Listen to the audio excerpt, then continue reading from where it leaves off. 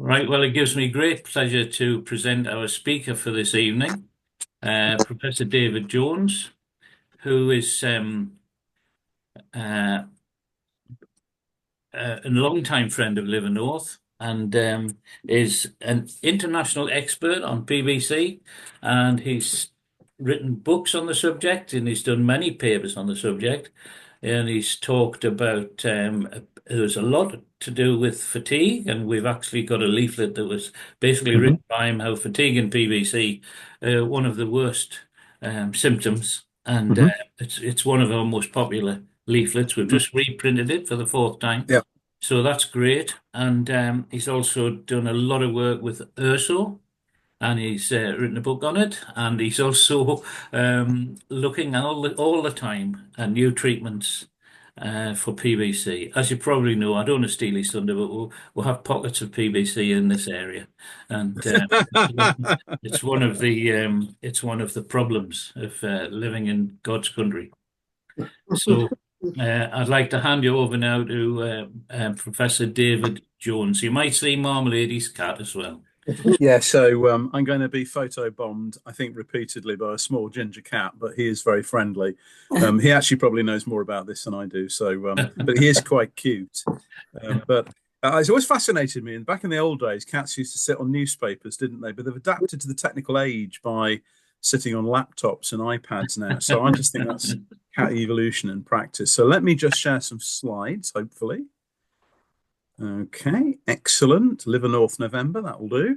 Yeah. Okay, that will do. Right, let me go to the beginning and let me just share the screen. And whoops. So you should see a slide that says PBC new therapies and new challenges. Yeah. Is that what everyone can see? Yeah, that's lovely. David, Yeah, can I just ask you before you start, if you're going to do questions and answers, do you want to, it's up to you. Do you want to choose to do it on the run or at the end?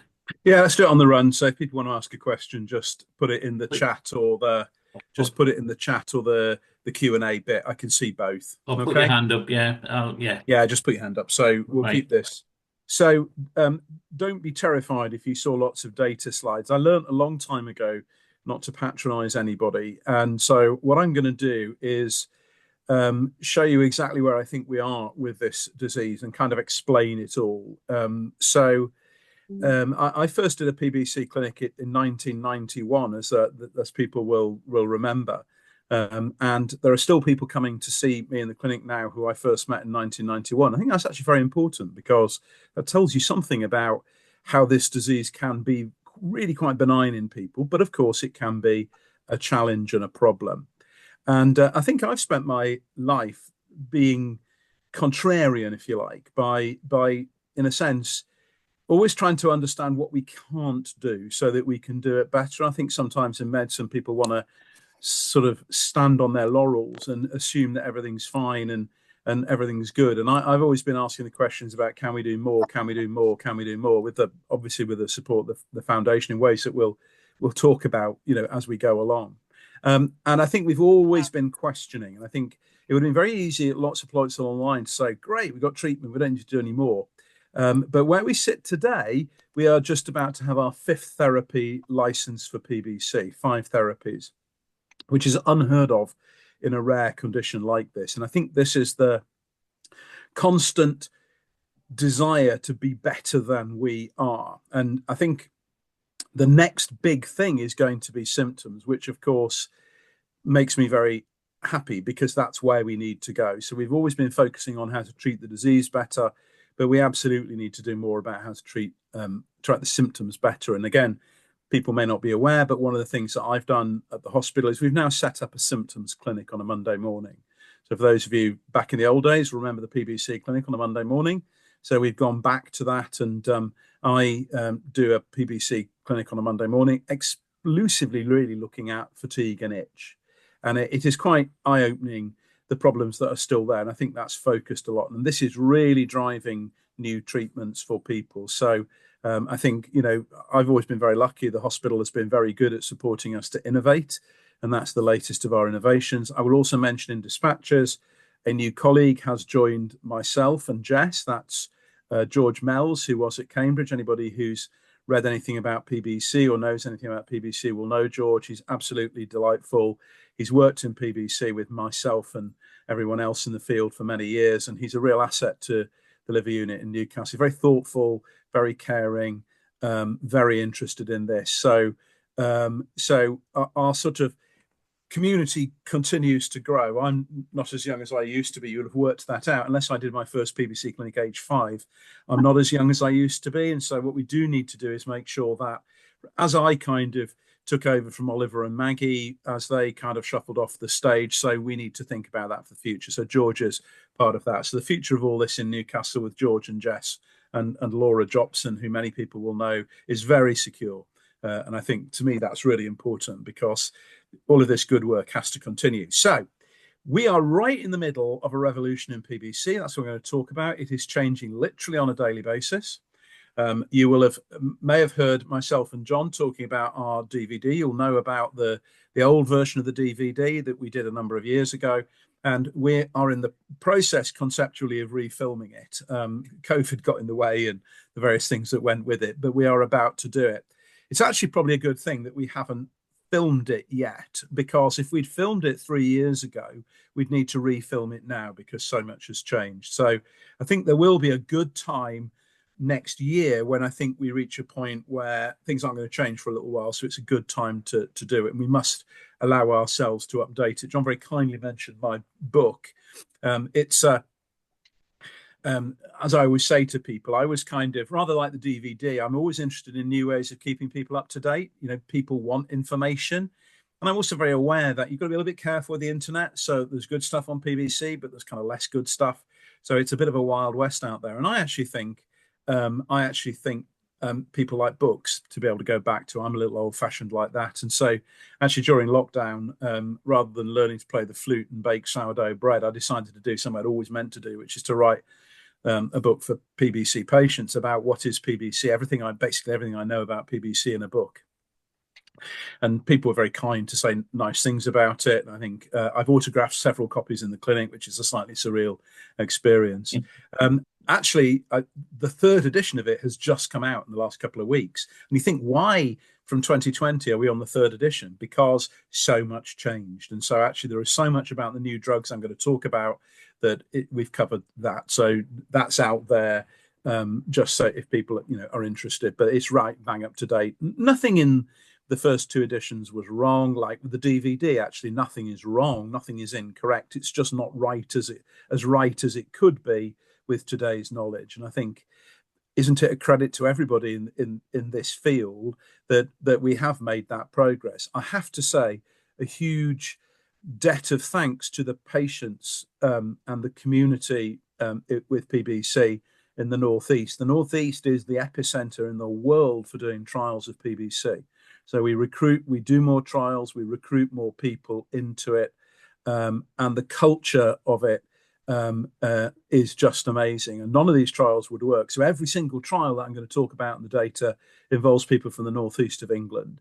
And I think that's so important, because we wouldn't have progress without people's willingness to participate. So that's a big thank you. And I think the last thing I'll say before I start is I do invite George to do one of these things, because he's new to the region and was finding out about LIVErNORTH, and he found out about the research program and the support lines. And he was particularly struck when he was on call one weekend, when he was talking to relatives of a patient on the unit who were coming a long distance, and he was saying, "Oh, this must be terrible for you." He said, "Oh, no, far from it.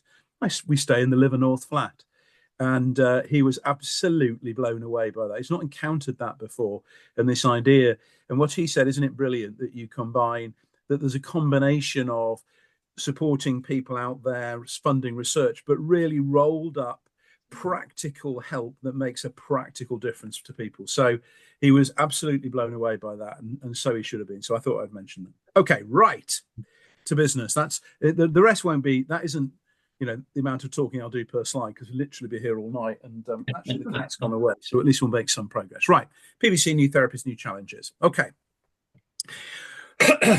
I've been in reminiscence mood. So I mentioned PBC in 1991 in the clinic working for Oliver.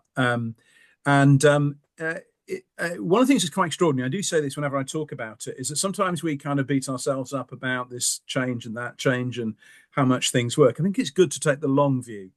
And this is the long view. In 1991, when I started, 50% of all the patients with PBC were jaundiced at any one time. At that point, we had no therapies at all. The majority of people who had PBC died of PBC. This is before we had a liver transplant unit in Newcastle. So it's very difficult to get access to transplant. We first transplanted in 93.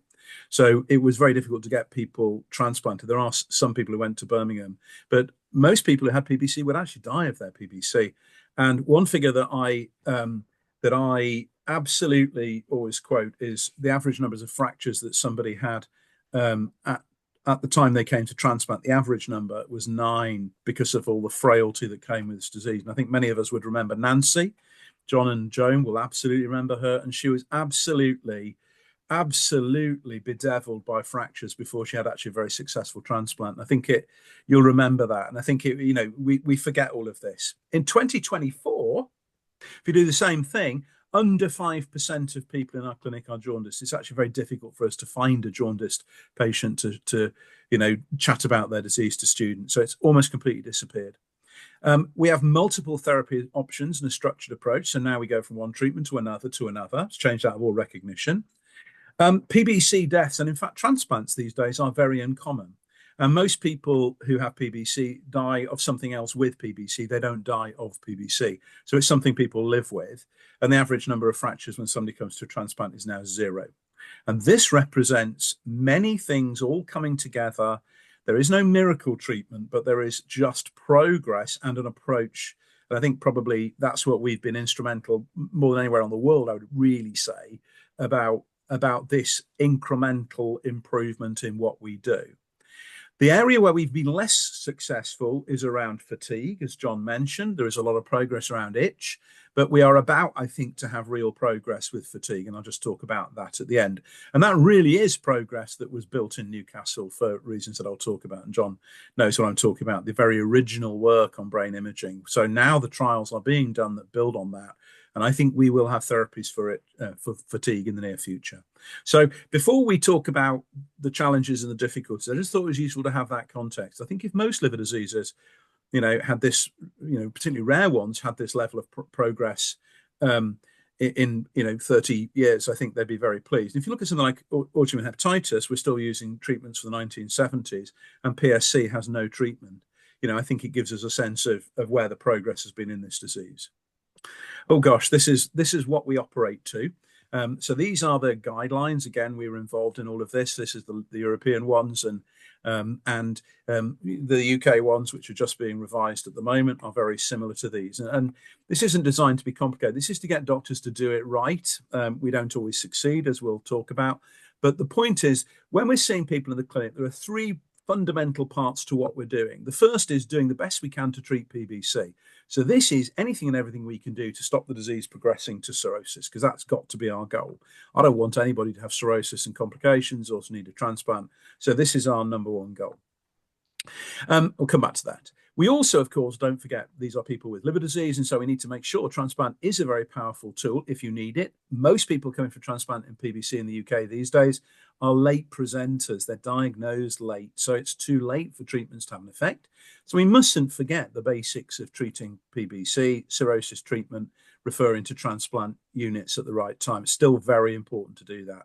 And then one of the things that we've been really active in is make sure that every single patient is asked about their symptoms every single time. So actively manage the condition by looking at symptoms, understanding those impacts. And here we go, offer information always about patient support groups. That's in the international guidelines as standard practice, really important. Now, in terms of the disease itself, we have 2 things that we do. The first is ursodeoxycholic acid as our bedrock treatment. And then after that, we have the whole concept of second-line treatment. So we treat with urso, and then what we do depends on the nature of the response to urso. We don't just treat and forget. We then treat and augment. And that's going to be a lot of the focus of what I talk about. Now, urso, people might remember, there was an enormous debate over many years. Does it work? Doesn't it work? And the answer is it's really difficult to do trials that show these things. And so increasingly, there's been a thing called real world evidence, which has come along. So many people here will have been involved in UK PBC, the Cambridge Genetics Study, as it was often called, that George and I ran. That's one of the reasons George has come to join us here, to bring it all back together again. And this is something that 90% of the people who come to the clinic here are participating in, which is a long-term follow-up study to look at what happens over time. Okay, what happens to people over time? So it's what happens in the real world. And you can argue, done well, that's as valuable, if not more valuable, than trials, because trials are slightly artificial.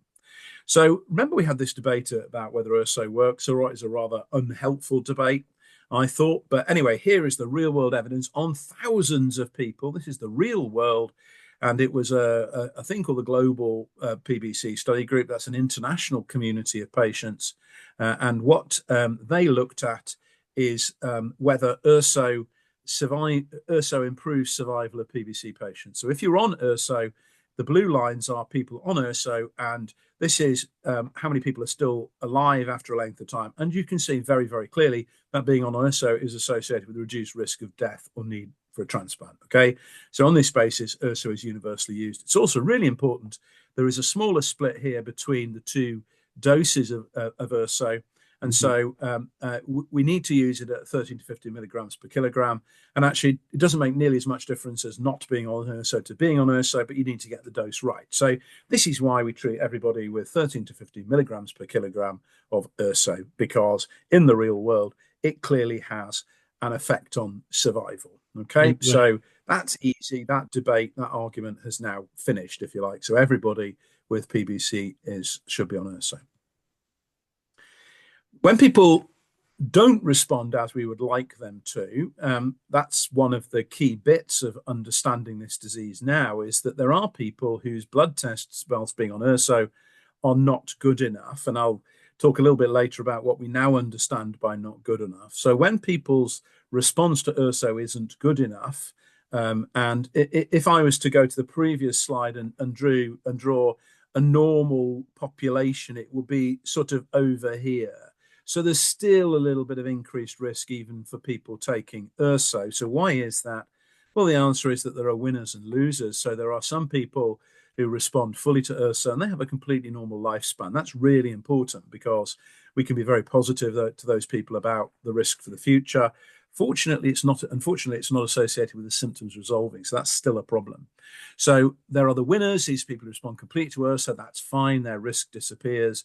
But there are the losers, the people who don't respond. And in retrospect, that was always the group that we should have been aware of and have known about. And it was UK data that identified this. So this was the landmark trial 2016. There are people in LIVErNORTH who were in this trial. And this was the first of the new drugs, obeticholic acid. And this was a drug given to people who hadn't responded properly to ursodeoxycholic acid after a year of therapy, who went on to this. And what you can see is basically by a year, the orange and the blue bars are different doses of obeticholic acid. This is the level here is the percentage of people responding to that. In truth, everybody got some benefit, but these are people who got maximal response. So about 50% of people showed a response to this drug, compared to about 8% of people in the placebo group. So this was the next big step forward. This drug is freely available. It's on the NHS. We have not had any problems with NICE and approval for drugs. That's always been very straightforward. And for those of you who are interested in such things, the relationship about the development of this with the company Intercept was very strong indeed, to the extent that they manufacture this at the Pyramid plant in Morpeth. So when you drive up the A1 and going past Morpeth, there's a very large factory on the left-hand side on the bypass. That's the Pyramid plant. Every tablet of obeticholic acid in the world is made there, and it's an American company, gets exported back to America. And I'm actually quite pleased about that. So this is a drug developed and, not developed, but validated in the Northeast, implemented first in the Northeast, and it's manufactured in the Northeast. So this was the drug that really changed the field. Now, this is about improving blood tests. Now, I don't ever get people who come into the clinic and tell me I feel better because my blood tests are better. Blood tests are useful to us, but they are not what matters to people. What matters to people is how you feel and what happens to you in the future. Now, the difficulty is using these treatments now is to prevent problems in 10 or 20 years' time. Okay, so when we're seeing people in their 30s and 40s. And URSO non-response is much commoner in younger patients. It explains something we had been hiding in plain sight. We'd never seen it, but we should have done, which is that the younger patients were the ones who went on to need transplant. And 50%, when we started with our UK PBC work, 50% of people who presented with PBC below the age of 50 did not respond to URSO. That explains something. Now, therefore, if you are in one of these groups of people, perhaps younger with higher risk, and you haven't responded to URSO, we want to treat you early so that you don't have problems in 10 years' time. The problem is you're not going to go into a trial for 10 years against a placebo. That's unfeasible. And that has been a real challenge around the approval of the drugs. And that challenge is still going on at the moment. We can maybe touch on that at the end if people want to. So the best evidence has been a little bit like we did with URSO, which is to say we've now got up to 8 years of the use of obeticholic acid in practice. So we've used it widely. I think we've got 150 people taking it. So we've got probably the largest group in the world. And so we have a lot of experience of it. So rather like the URSO effect was proved by looking at what happens in the real world, so that's been done. And this is the largest ever study done in PBC. It's 20,000 patients around the world. PBC, sorry, my son's cockatiels are joining in now. The cat's left, but the cockatiels are joining in. So if there's a strange tweeting noise, that's what it is. So this is the largest ever study of PBC from around the world. And basically, we took all the people who took obeticholic acid in the trial, and we followed those people up for 6 years, and we matched them all to large numbers of people from around the world who were identical in every way, but who, for whatever reason, had not had obeticholic acid or by this point, any of the other drugs. So they're the same, other than one thing, which is whether they took the drug or not. And here is the global PBC data. Here is the UK PBC data. This is what happens to the people who took OCA, and this is what happened to the people who were the same but didn't take OCA. So these curves diverge. Now, most people did very well. That's because we're treating people very early with the disease, but there is a very clear difference. And this is the best evidence that this drug really does help people from having things that really matter to them, which is progression of the disease. But we still face a lot of challenges. So I'm not going to come here and say everything in the garden is rosy. I've kind of, my whole career has been based on saying, hang on a second, it's not quite as simple and as good as that. So what are the challenges we still face with all of this? Well, the first is we have good treatments. I hope I've convinced you about that, although they can be better. And we'll talk about that a little bit later in terms of the new treatments. But they aren't getting to people in the way they should do. And this is really important. This does not apply, by the way, to the Northeast, as you would expect. This is about parts of the country where there's perhaps less of a focus on liver disease, less of a focus on PBC. So from a national perspective, we have good treatments, but they only work if they get to people. I'll give you a case not from here, okay? Not from here. I emphasize that. Nobody here will know this person. 42-year-old woman with 2 young children. She presented age 28. That point I was saying about this, young patients do struggle with this. Presented with very raised alkaline phosphatase. Eventually, they did an antimitochondrial antibody. They didn't do it immediately because she was young, and PBC doesn't affect young people. Mistake number one. Then didn't treat it for 5 years, 7 years after the liver function tests were abnormal. That's mistake number two. So even though all the guidelines tell you what to do, the alkaline phosphatase and the AMA is enough to diagnose PBC. But she took her 7 years to get any treatment. She wasn't on the right dose until 11 years after she was diagnosed. Even though she met the criteria for second-line therapy a year after starting URSO, she didn't get any of the second-line therapies. And now she's cirrhotic with complications and listed for transplant, okay? That was mistake after mistake after mistake, and it's indefensible. There are simple guidelines. I've written many of them. It's really simple. Dr. Wikipedia tells you what to do. Dr. Google tells you what to do. We've got to do better than that. And correctly, there's been a large legal settlement for negligence, and the wriggling that happened around this about why it was unreasonable to ever have heard of PBC, a gastroenterologist, unreasonable to ever heard of PBC. Even the patient asked them why she wasn't on better treatment, mistake after mistake after mistake. And to be frank, that doctor deserves everything they get. Now, this is the gallery of shame. So we recently did a UK national audit, and various people that you'll know were involved in this. So all across the country. We did an audit of how PBC is treated. And the reason is that you never can improve if you don't know what you are and what you're doing. And so this is an audit. It's extraordinary. I mean, I was involved in kind of setting it up, but I didn't really involved in running it. And I'm incredibly impressed by the people who ran it, because they looked at 9,000 sets of records of patients across the country, all anonymized, but almost half of all the patients in every in every region. There were one or two hospitals that didn't participate, and we think that's because they're even worse. Now, obviously, PBC in terms of its severity is distributed across the country. And the colour map here is the likelihood of you getting second-line therapy if you needed it, obeticholic acid or the other drugs I'm going to talk about it. Okay. And over here is the percentage of people, right? And here we are, Northeast, 70%. Now, I actually don't think it should be higher than that. There are good reasons why people wouldn't want to take second-line therapy, because they have other health problems which are a bigger issue for them. So the Northeast, as you would hope and expect, we do it very well. You go down to Yorkshire, okay, it's 30%. Same patients, 30%. For every mile you go between Newcastle, every 2 miles you go between Newcastle and York and Leeds, you have a 1% chance less of getting the right treatment. To me, that is unacceptable. Unacceptable. Okay, it's a transplant unit with proper hepatologists. That's unacceptable. Okay. Simple as that. And I'm sorry if that sounds, tough, but it is unacceptable.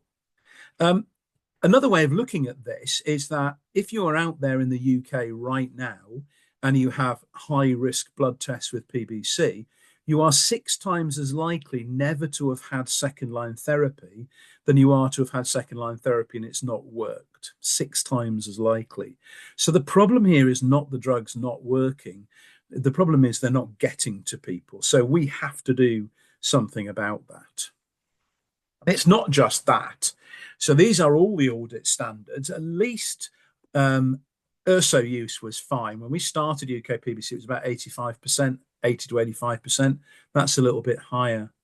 But high-risk patients on second-line treatment nationally, 50%, okay?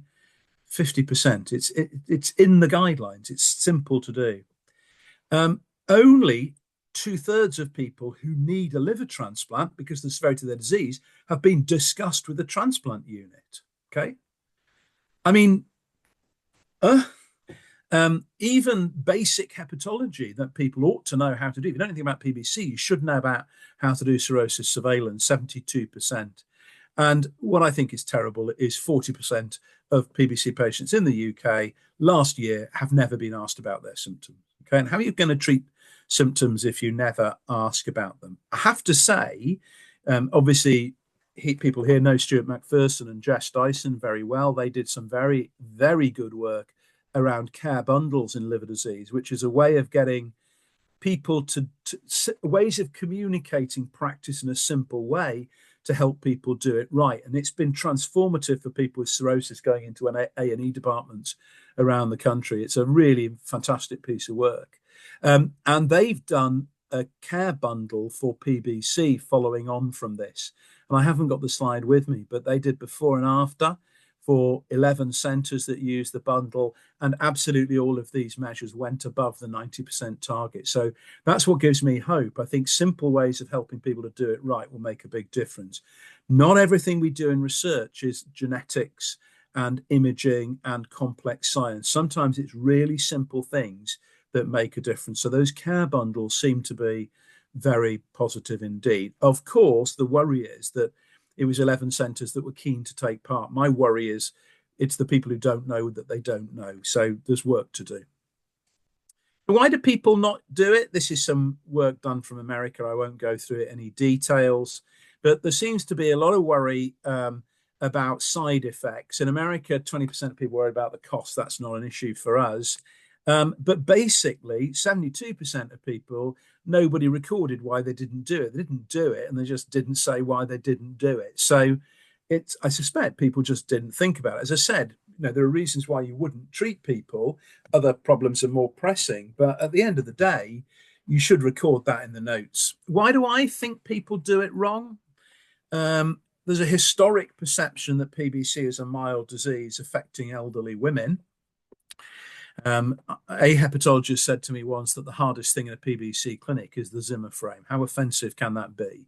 I mean, how offensive can you be in a single comment, particularly when I've told you about younger women with high risk disease? That is terrible. Okay. We have made it complicated. Remember, I said about URSA non-responders? We've had lots of ways of saying they're a non-responder, lots of different criteria. So we made it complicated for people. And with 7 different criteria, you can be a responder by some and a non-responder by others. I think a lot of people think this is just a load of nonsense. That's where the care bundle's been very. So simplifying it. Use of response criteria that accept a degree of abnormality. This is a real problem. So I said these cutoffs. So URSA response can occur while still having abnormal liver function tests at the moment. As we'll talk about later, we're in the process of changing that. And I think a lot of people say, well, how can you be both abnormal and a responder at the same time? It can't be that big a deal. So I think that's a problem. Inappropriate sense that transplant is a reasonable treatment. Every so often, not so much recently, people would come along without any treatment because they can always have a transplant. You want to avoid a transplant if you possibly can. Transplant is brilliant if you need it. But what's even more brilliant is not having a transplant. So that we need to knock that on the head. PBC patients are nice people who don't complain. That's a compliment and not a criticism, but we need to fall in love with our inner American a little bit more and tell people what we're not happy with. We need to do more of that. And there's a rapid change in the field of education lagging behind. And so I spend a lot of time educating clinicians about where we are with it. But most of all, keep it simple. The message for PBC is simple things done well every time. It's not, and I think sometimes doctors want to make it complicated. One of my sayings is that you spend the first half of your career making things more complicated, and then the second half of your career making them simple again. And I'm well into the second half of my career making them simple again. Okay, so the second challenge we face is one of success. Okay, so I've told you about obeticholic acid. I've shown that it improves survival. The best way we can show it certainly improves blood tests. We now have 3 other treatment options which are equally effective. Now that's brilliant, but we are in danger of confusing clinicians with too many choices and too little guidance as to how to make those choices. So it's taken them long enough to take up one drug.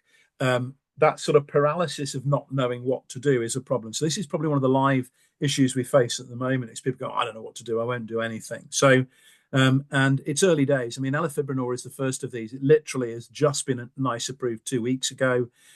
We are the first centre in the country to use it. We are the pioneers. Credit to everybody here. We're first in there. When they wanted to first use this in the UK, where did they come to? Came to Newcastle because they knew that we would use it responsibly and intuitively. So it isn't a live issue just yet. Seladelpar is the other one that is about to be approved. So there is a lot of confusion about it. And it's getting busy with lots and lots of different treatments.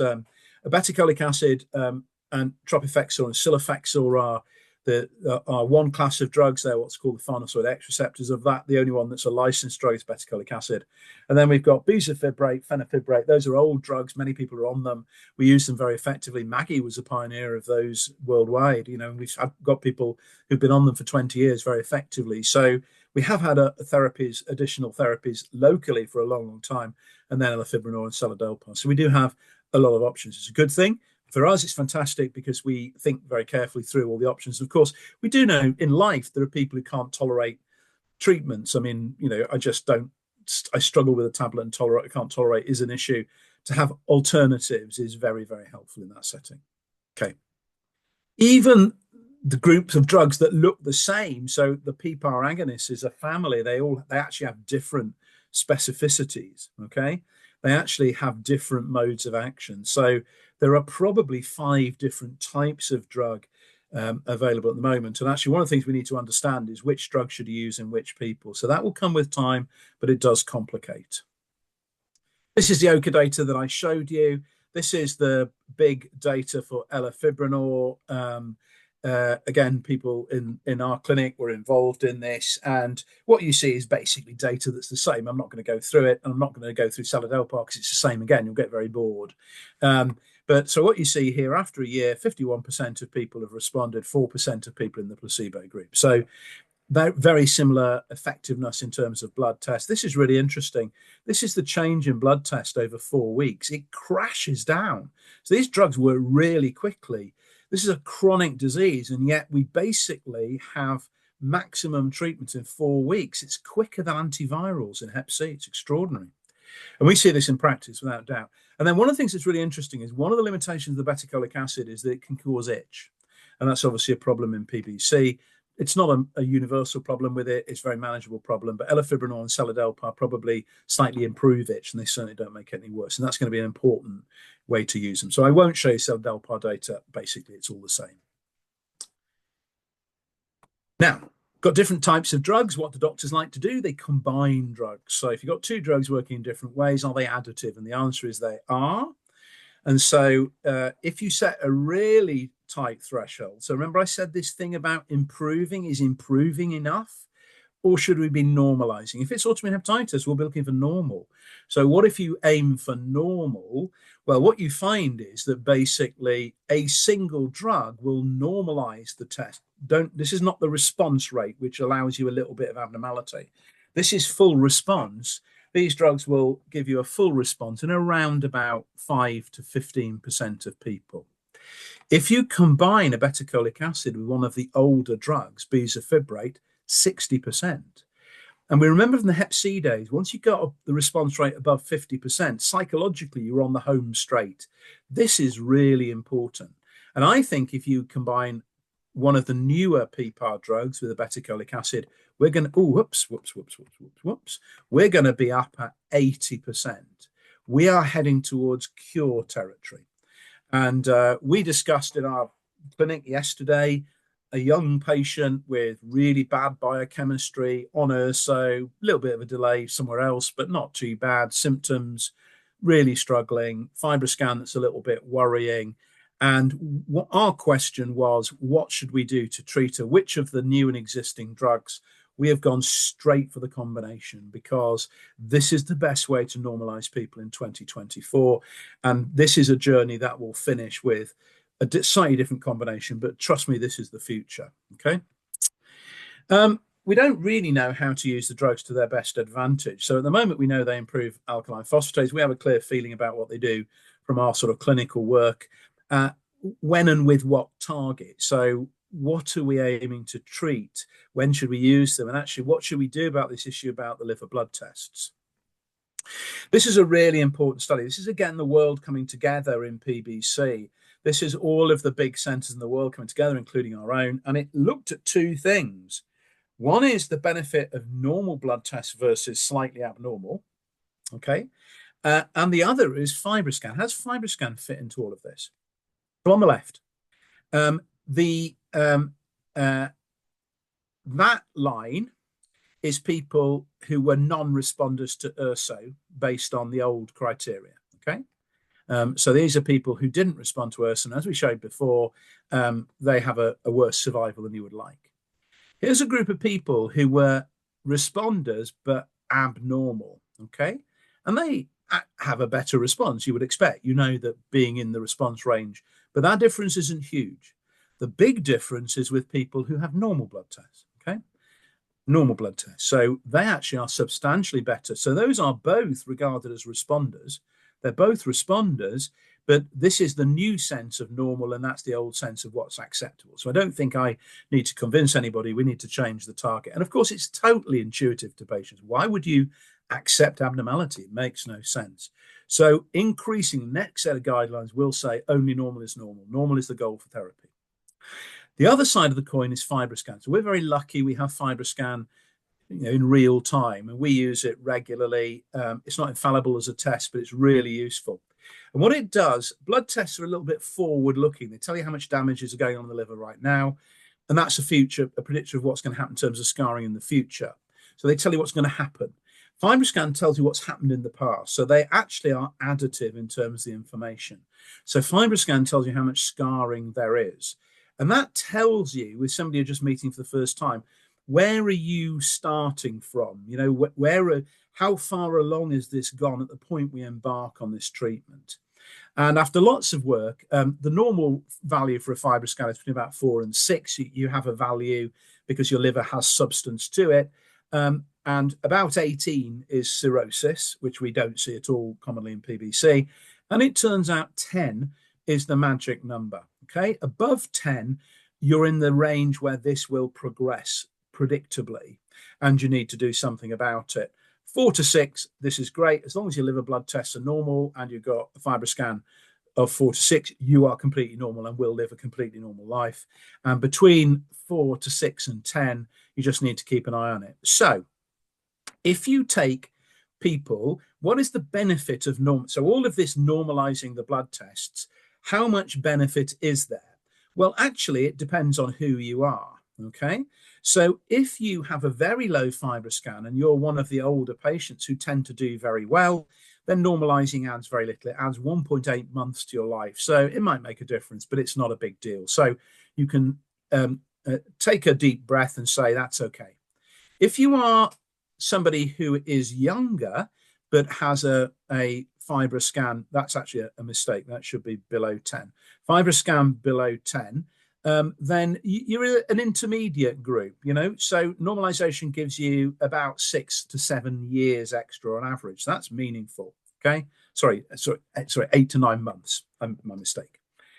If you are in the group who is young, we know they respond less well, who's already got a rise in their FibroScan above this magic number of 10, normalizing gives you just under 5 extra years. Okay, this is why we take young patients so seriously. This is why the hardest thing in the PBC clinic is a Zimmer frame is so wrong, because actually the hardest thing in a PBC clinic is young people with aggressive disease that's progressing rapidly. And that's where we focus what we do. And that's why we gave the patient yesterday triple therapy, because to her, get her blood test normal, she'll get 6 years, 5 to 6 years extra life on average, perhaps more than that, and no other drug will do that. So we are building FibroScan into what we do. Okay, this is just a different way of showing that alkaline phosphatase levels, there is a difference between those people who make it normal. That's just a different way of showing the same data. Same is also true for bilirubin. So any degree of abnormality of bilirubin is bad for you. And actually, we use something within the normal range. So actually up to 0.6 of the upper limit of normal. So we don't, so even within the normal range of bilirubin, a rise can be a bad thing. So this is the information we get from liver blood tests. Okay. Let the arms race begin. This is what I've described, is that these are, with the best will in the world, the normalization rates you get with different drugs. It's slightly different ways of defining it. Bezafibrate is this old drug that we use. This is a rogue result, because their trial, they used people much closer to normal to start with. And as I always say to people, if I started the Olympics 100-meter final on the 90-meter line, even I could win it. So if you're almost normal to start with, it's going to be much easier to become normal. So 10, 15, 25%. In this analysis, 75% of people with combination therapy. So that's where we're going. So why is early disease, young people, why are they the big worry? And that's because the problems are starting from the very beginning. So this is a paper done by Claire Hardy, who some of you might remember. She was a young doctor. She's now a very high-flying academic. She did a lovely study. She went back to one of the things that my predecessors, Oliver and Maggie, loved, is biopsying people.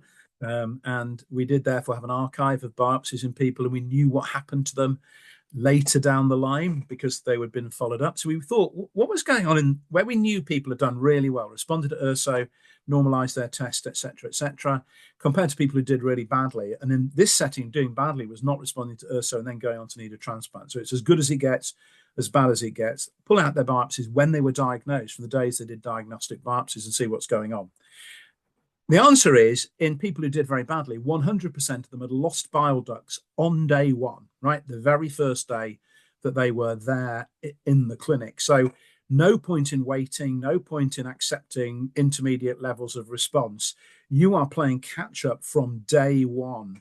And I think this is a key piece of information that we haven't appreciated, that you have to get it right from the very beginning because it's already getting worse. It's like jumping into a swimming pool. For a little while, you keep going down. So even when you start treatment, you are continuing to get worse for a little bit. So don't delay.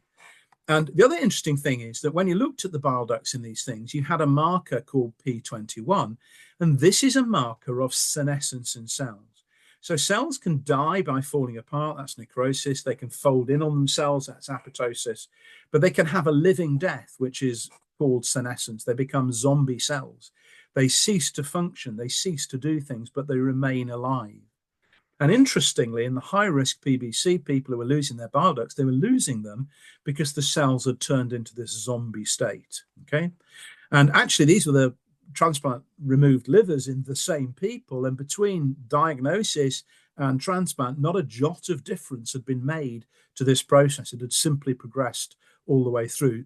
And URSO clearly hadn't worked because this had progressed. So it isn't cells dying, it's cells ceasing to function and going into this zombie state. And of course, theoretically, if they're still alive and have just been deprogrammed, there's also the possibility of reprogramming. Can we reprogram? The short answer is yes. So this is not a PBC, this is an animal model of liver disease. This is P21 expression, that's that marker I said. These are animals who are cholestatic, they have the same process of PBC, and they have this senescence marker. Give them a betacolic acid, OCA, and they simply don't have that at all. It reverses it, goes back to normal. Give them bezafibrate, this drug we also use, it seems to make it worse. This is a worry. What I haven't shown you, and what I don't know a slide for it, if you give them both bezafibrate and a betacolic acid, because we had to explore what the combination was doing given all of this, they are on the zero line. So bezafibrate's effect reverses when you give it with a betacolic. So not only does combination therapy give you really good blood test results, but it also gives you this mechanistic effect. It reverses this process, which is driving high-risk disease. Okay. And then the final challenge we face is about symptoms. And everyone knows that this is very close to my heart because it's close to the patient's heart. I'm not going to talk in huge detail about it, but we are making progress. So we are really improving its treatment. But at the moment, fatigue, I call it the final frontier, but we are approaching the final frontier, I hope. Here is some data that came out, actually, it's just come out last week. This was from the GLISSEN trial, the GSK that people might have taken part in. This isn't the trial and the drug. This is how... this is the data of the people who went into the trial, and it measured a thing called health utility. Now, don't worry about that, but this is a scale from 0 to 1, where 1 is perfect health and 0 is the worst possible quality of life it is possible to imagine, close equivalent to death. Okay, and so a range of these values, and it gives you an idea of the degree of impact of a particular symptom. And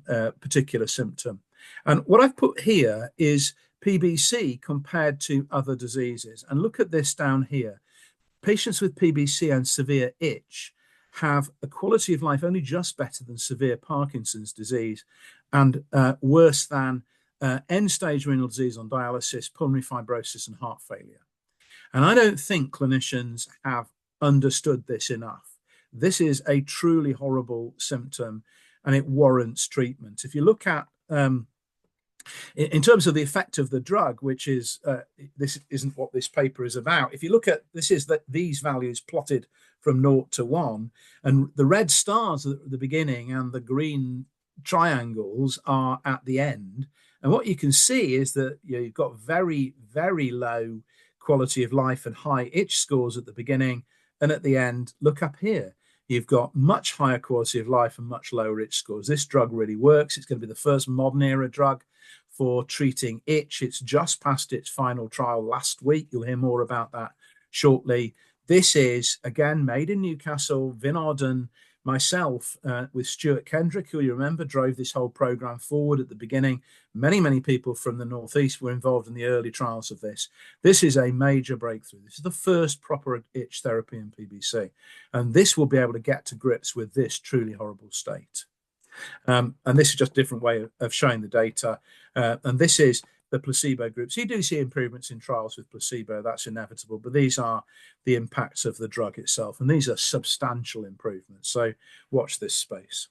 And then fatigue, what's coming? And last time I spoke to LIVErNORTH, we talked about this, which is the first novel therapy specifically for brain fog. So as you know, we're looking at whether obeticholic acid works in that setting. The OAKS trial that many people have taken part in, that's coming to an end now. And there will be a follow-on trial of a drug called golexanolone. And it reverses the effect of a chemical that we have known is present at increased levels in the blood of PBC patients. And what we added to this was to look at which PBC patients this chemical was elevated in. Okay. And the answer, it was people with severe brain fog, to an extent in moderate, but certainly in severe. This is Aaron Wetton's data. So, Aaron, one of the new consultants on the unit, this is his work. Really interesting. So this chemical was specifically elevated only in people with brain fog. Okay, so what is this chemical and why does it matter? Well, the answer is this is quite a complicated way of showing it, but in simple terms, if you inject allopregnanolone into people, they go to sleep and can't think. Okay, so these are experimental medicine studies. These are volunteers. It puts people to sleep. Many, many people with brain fog have a sleep during the night. People call it the day. They call it the nana nap. They just want to sleep during the day, and it's strongly associated with brain fog. When you inject this chemical into normal volunteers, that recreates what happens to PBC patients. It's extraordinary. They go to sleep. They can't think their way through problems. They can't remember things. Give them this drug, golexanolone, which blocks the effect of allopregnanolone. They wake up, okay, and they return to normal. So we think this chemical allopregnanolone is why people get brain fog. We think it's why their thinking is slowed down. And we think that golexanolone reverses it. And in the very early trial that took part to just get the dose right, there was a major improvement in anxiety and depression levels in people. And we've had people say it's like the curtain lifting. So this is really exciting.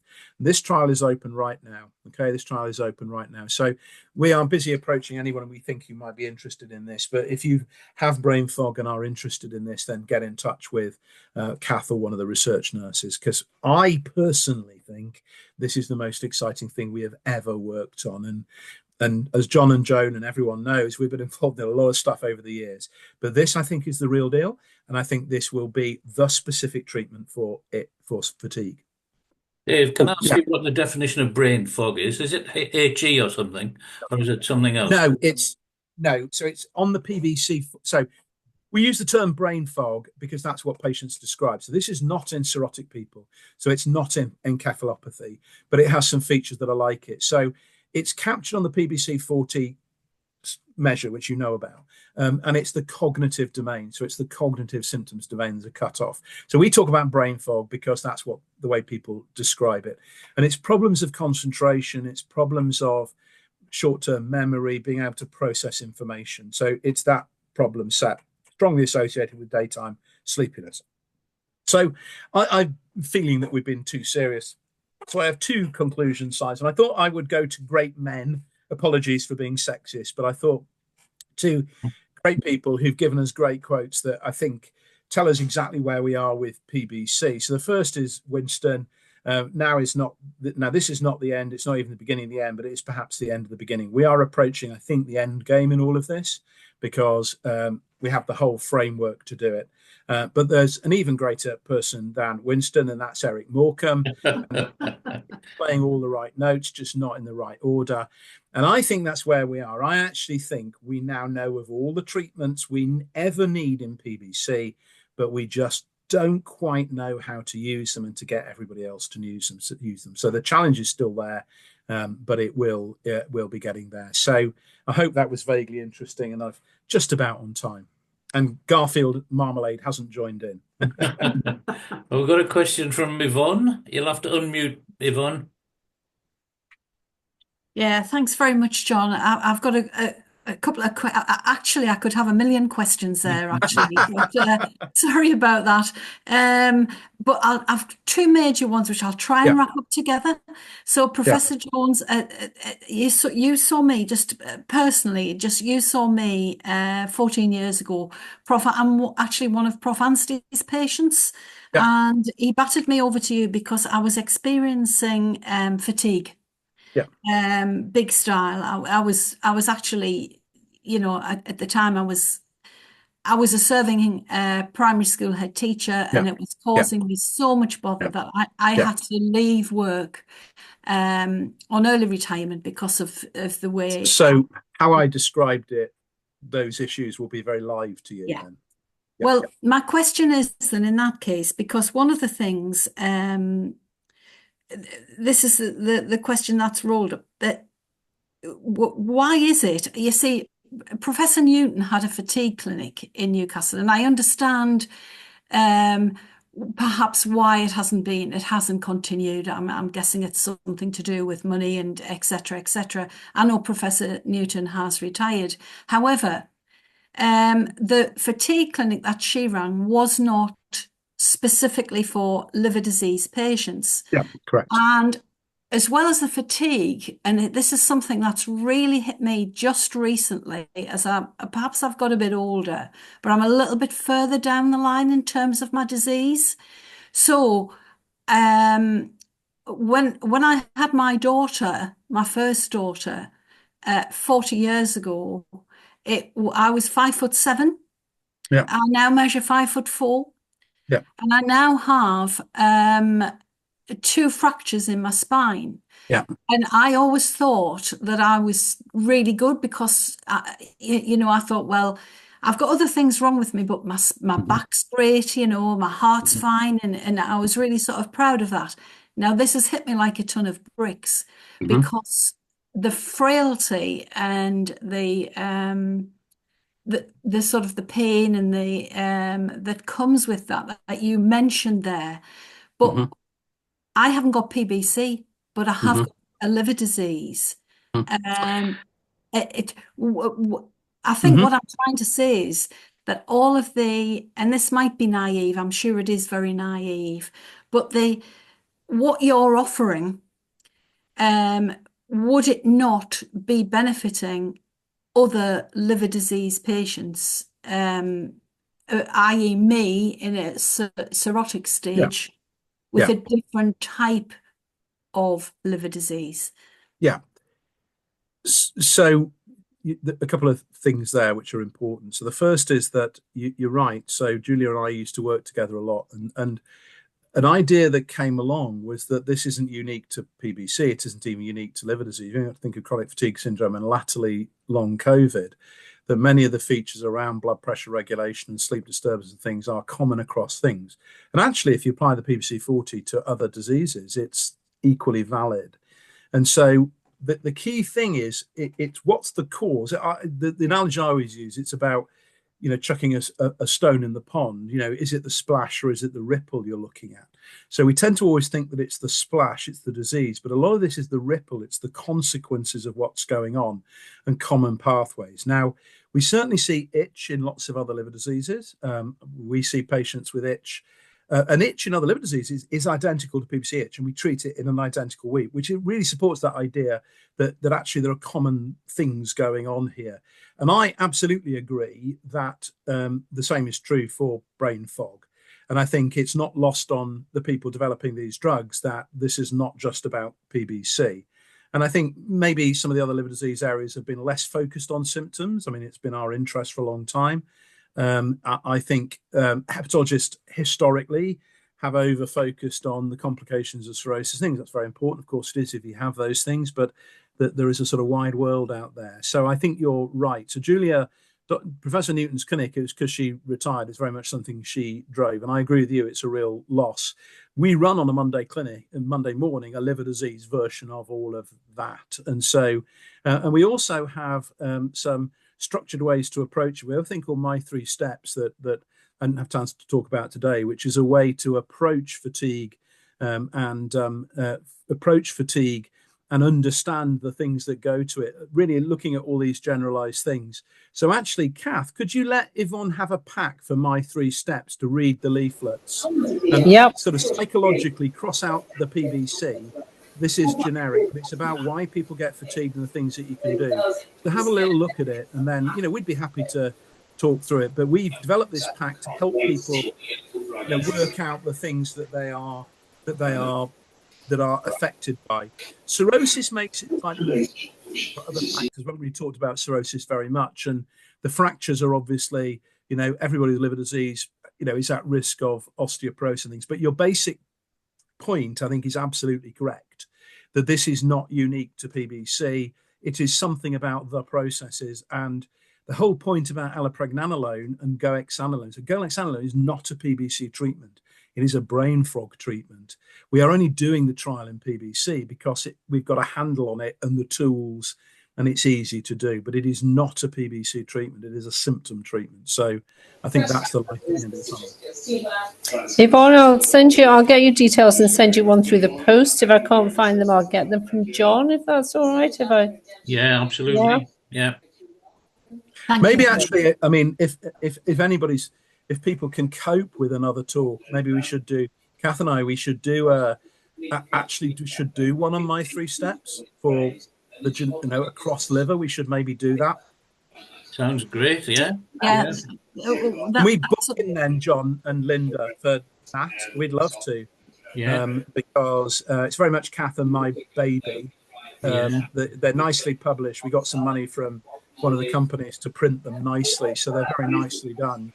But we could do a session to talk through it and talk through the individual factors that are part of it. That might be very useful. I've never actually done that, so I think we'd love to do that.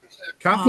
Yeah, be good. And we have one young patient who's really worked well with it, and she's turned her life around. I mean, it sounds a bit dramatic, but she really has. And she's now, I spoke to her just a couple of weeks ago, and she's seeing patterns in her fatigue and work. So she's able to work around it. It's really worked well for her. The mantra, we use a mantra throughout it called own the problem and own the solution. And it's about listening to your body and understanding what's going on. And what we're looking for is the light bulb moment as people read the stuff around it. So it's to trigger a discussion and a think through. But what we're looking for is the light bulb moment where people go, that's me. And then that gives us something to work on. Now, much of this will be familiar from Julia's clinic around autonomic function and things like that. But it's a very practical self-help thing, which we're very pleased with. So yeah, let's do that. And would you emphasize when advertising it, this is not about it's all been done in PBC, but this is for liver disease. Yeah, we'll do that. Linda's going to be in touch. That's really love it. Yeah, let's do it. Thanks so much. Thanks, John. Thanks for consider it a world premiere, David. Yeah, world premiere. So that one is that one, by the way, will be very useful to record and make available online. We had a meeting at the Catalyst last year about the huge amount of research carried on in Newcastle, and one of the themes was the comorbidities and how we share the solutions. And everything we do is shared. It's really useful.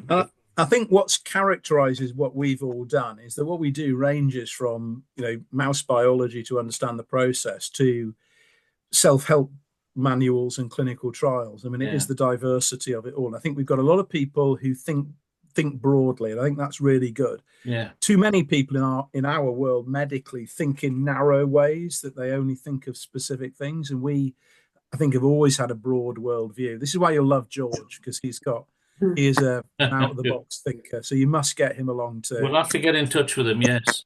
Now, I've got a couple of questions for you, David, if you don't mind. First of all, why? I mean, it sounds ridiculous, but the 42-year-old woman, was she a UK patient? And she was, yes. Why do doctors prescribe the wrong dose when it's all laid out? You've shown us what the dose is. It's step by step. And that's the $64 million question, isn't it? Because it's not really understandable. I mean, I could have shown you dozens of these, okay?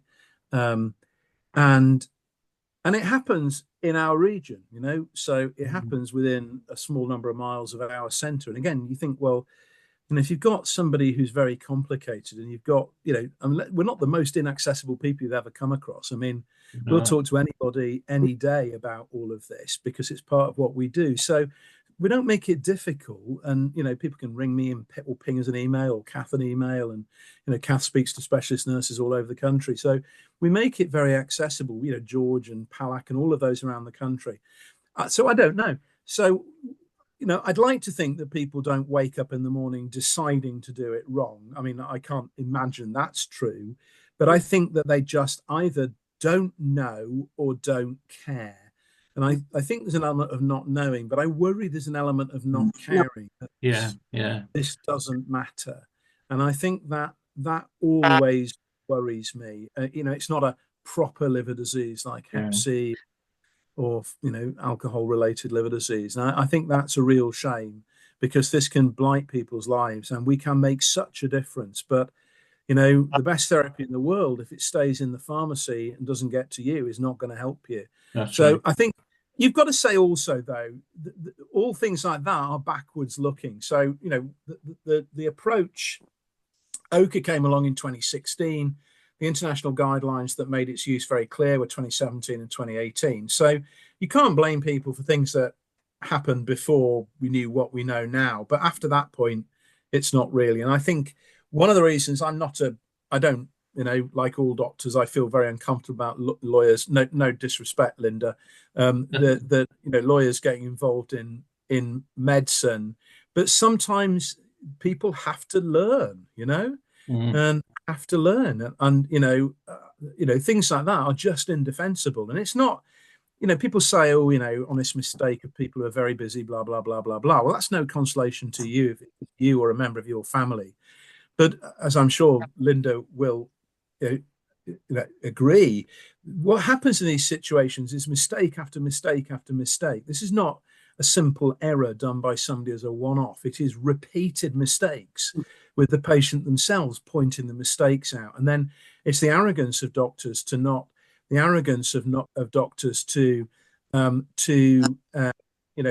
be prepared to consider that they've done something wrong, and that a patient might have pointed it out. And so I think there's it's a medical culture issue. We have to work on it.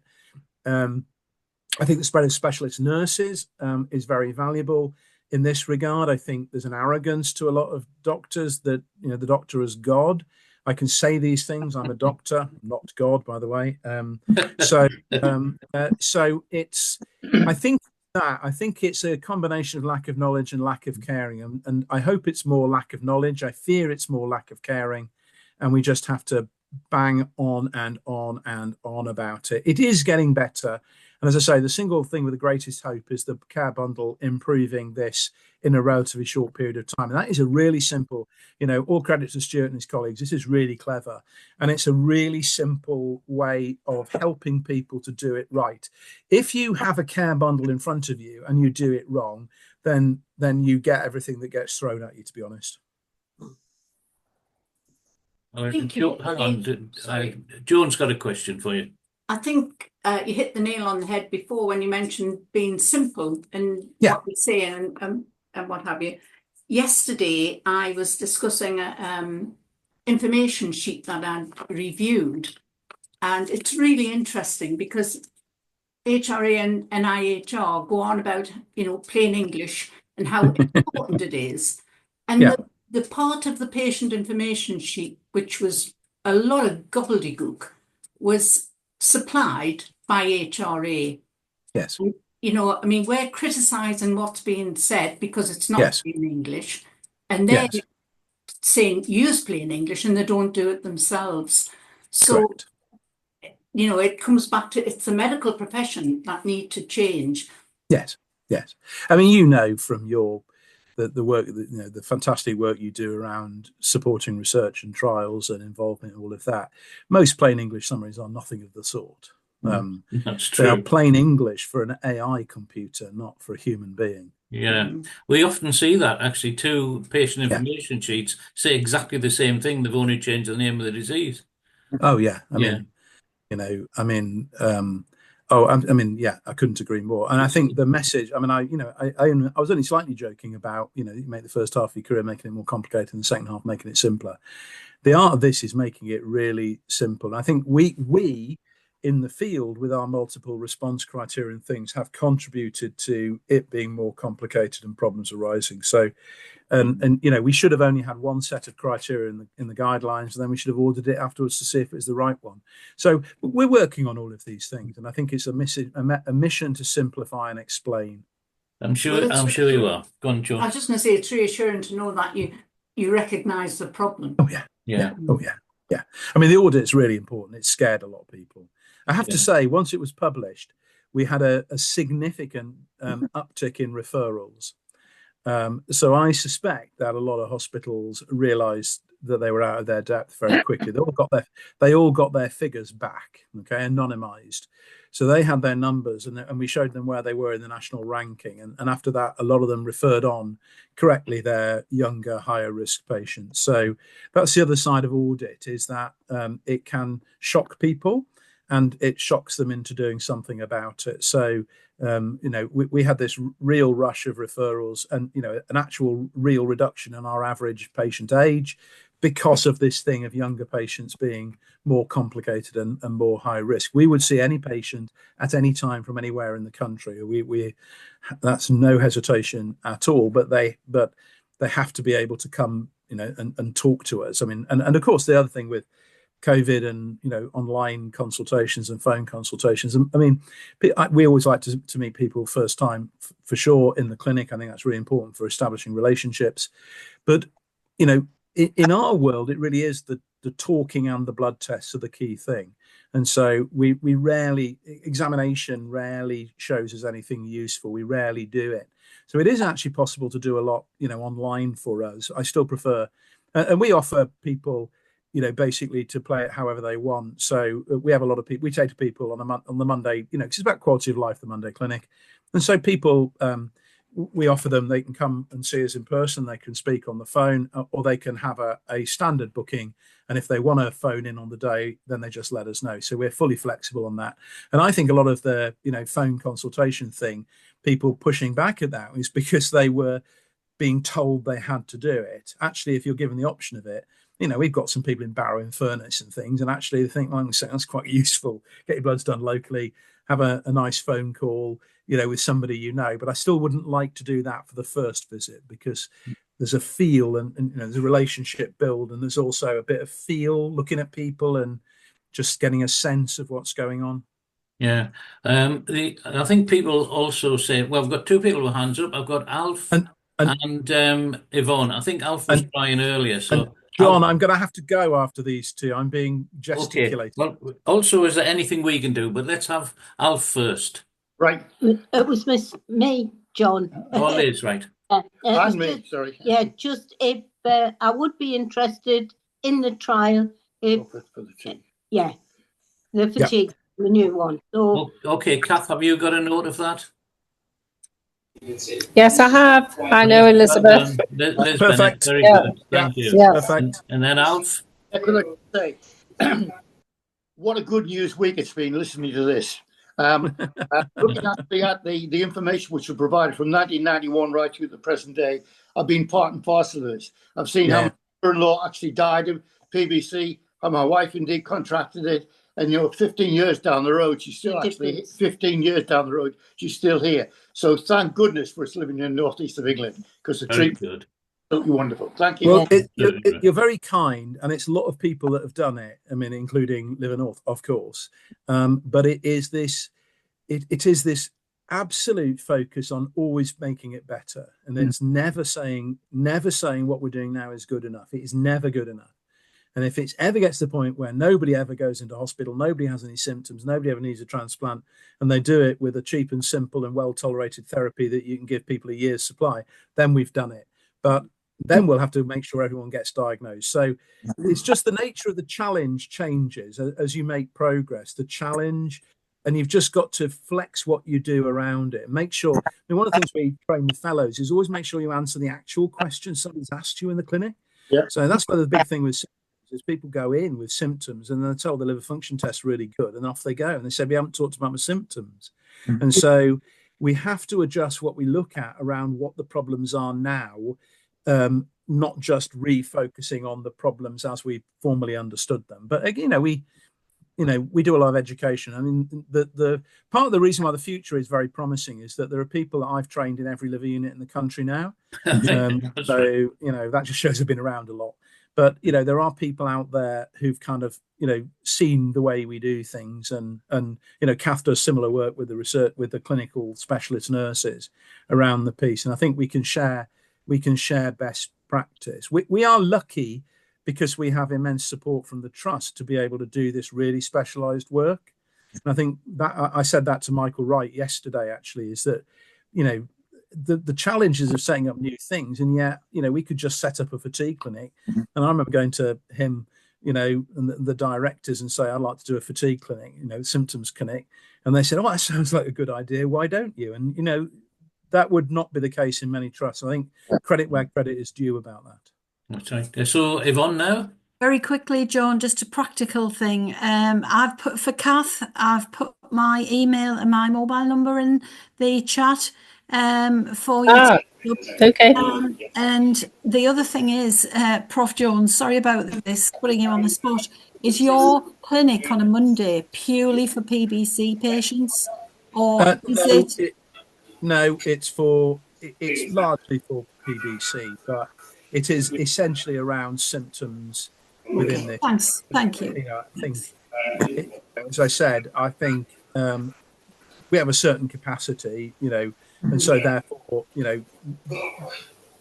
rare symptoms in very common liver disease are their own workload. But absolutely, we're happy to see people who feel that they can benefit. But what I would suggest is you look at the My 3 Steps and see how it resonates with you. If you look at that and think, oh gosh, that really does sound like that's going to be useful, then I think it might be useful for us to see you. So just have a little look at that. That's what we do. That's the approach taken in the clinic in sort of paper form. Why did we put it in paper form? Simple, because people struggle to retain information. Okay, so talking about it is fine, but if your problem is you don't retain information, then you forget it. So that was another reason for writing the book, because people struggle to retain information. So have a look at it, see if we can help. If so, happy.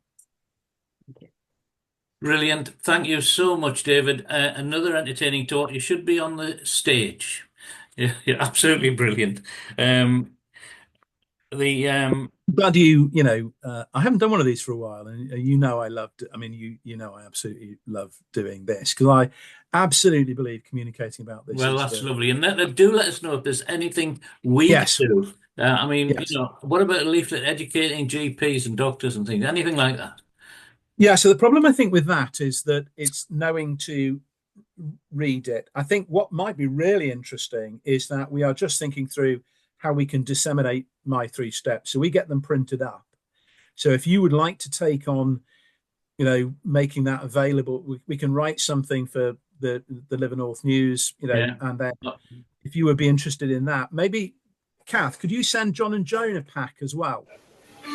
A diary, a fatigue diary. Sorry, for what? Steps. Yeah. Yes, I will. If you were interested in getting involved in that, then we're not working with anybody else on it. It's something that as I say, industry printed it very kindly to make it look nice, but this is straight out of Newcastle. It's totally our own thing. Right. Thank you so much, Dave. And have a look at it. So if Kath sends you a pack, we'll send one to Yvonne as well, and just tell me what you think. And if you think if you would be interested in championing that I think would be brilliant. It sounds good. We've got 2,500 members, so we're really exactly. I don't think we've got 2,500 packs, but I think if they take off, we can get them reprinted. So well, of course, we think it's a really neat thing. But see what you think. Yes, thank you so much. Would everyone we'll come along and do a My 3 Steps talk. Okay? Stay after Dave leaves, please. Okay. Okay. Thanks, Dave. Thank you very much. Brilliant. All right. See you later. Bye. Bye. Right. Thanks, everyone. We just want to ask everyone if we can have the meeting for the charity draw. Okay. John, you don't need me, do you? We don't, Kath. No. Thanks very much, though. All right. Thank you. We'll You're be welcome. in touch. Thank you. Yeah. Bye. Bye. Bye. So, LIVErNORTH governors and committee members, can we anybody can we have a meeting on the 2nd of December for the charity draw? It'll only be quarter of an hour, 10 minutes. Is that okay? 7 o'clock at night? Again?